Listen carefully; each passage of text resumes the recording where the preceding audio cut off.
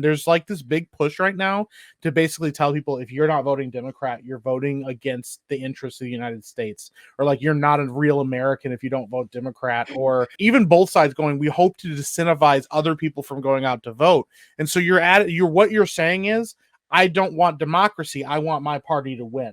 And if your attitude is, I want my party to win above all, you've completely missed the point of how actual like the system is supposed to work, because it's not supposed to be my party's better than everybody else's party. It's actually supposed to be who's the best candidate for the job that's going to serve like everyone's interests the best across the board, which is why when you get into situations like, oh, voting third party is actually a waste, which both sides were saying, like, don't vote third party because you're basically throwing away your vote, but make sure you get out there and vote. But don't worry, whoever you vote for matters, but just don't vote for the wrong person. If you have a problem figuring out whether you're for me or Trump and you ain't black. Broly, look, niggas be wildin'. You know, all these like actors and stuff like, hey, go out and vote. It doesn't matter who you vote for. You know that they care. You know, in the voiceover world, like a lot of times when I go to cons, they're like, hey, can you put your rock the vote buttons out? Like they want, or nerds vote. I think it's like, you know, they want us to help, you know, nerds like register to vote if they haven't and get them excited about it.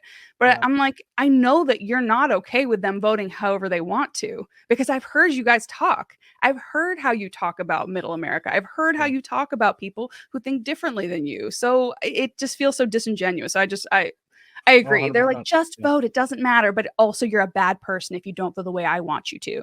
Yeah, because really what they're saying is, I can't tell you who to vote for because I'm in a position of power and influence. And if I was telling you who to really vote for, I'd be in the wrong, because you could endorse candidates, but like an actor telling you who to vote for is actually like wrong. Like they could get in trouble for that. Because that's the thing. They don't say like, oh, make sure you do that. They say, I'm backing this candidate, or they can say this candidate is bad.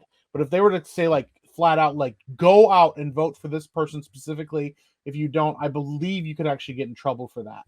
I mean, but who would actually enforce that? Because I'm pretty sure I've heard actors be like, yeah, but you're right. I think I do hear them say, I'm backing this candidate, or or they could say vote Democrat, but that's technically not telling you which one to vote for, even if there's only one option after the primary. You know, but I don't know. It's just weird though. Like it's a weird situation, because once again, at the end of the day, the government as an entire entity has probably carried out some of the worst and most like egregious anti-human like experiments and policies that have ever existed in like the history of mankind. Like it wasn't Republicans and Democrats like dropped bombs on Japan during World War II.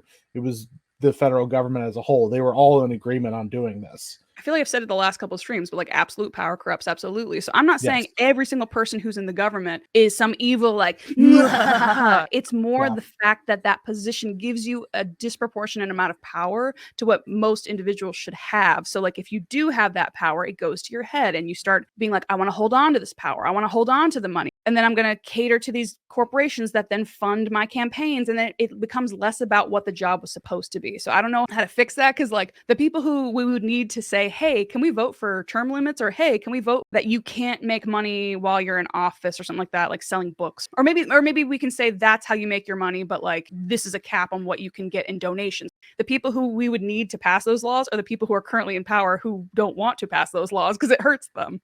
So I don't know how we fix it. The smaller the government is, the more effective it can be at initiating change within a group of people. Because here's the thing, because this is what they try to tell people, like, oh, the boogeyman's going to come get you because you're going to live in a state that's going to try to, I don't know, bring back slavery or whatever. Here's the thing, like, let's say you live in, I don't know, Texas, and then some county in Texas goes, we're going to bring back slavery. And then like all this other surrounding counties are like, yeah, we're not going to enforce that. And they're like, okay, well, we're doing it, so Black people that live here have to be slaves. And they go, okay, just come to our county and then you don't have to worry about it anymore. People that don't agree with that leave that county. That county now suffers for it.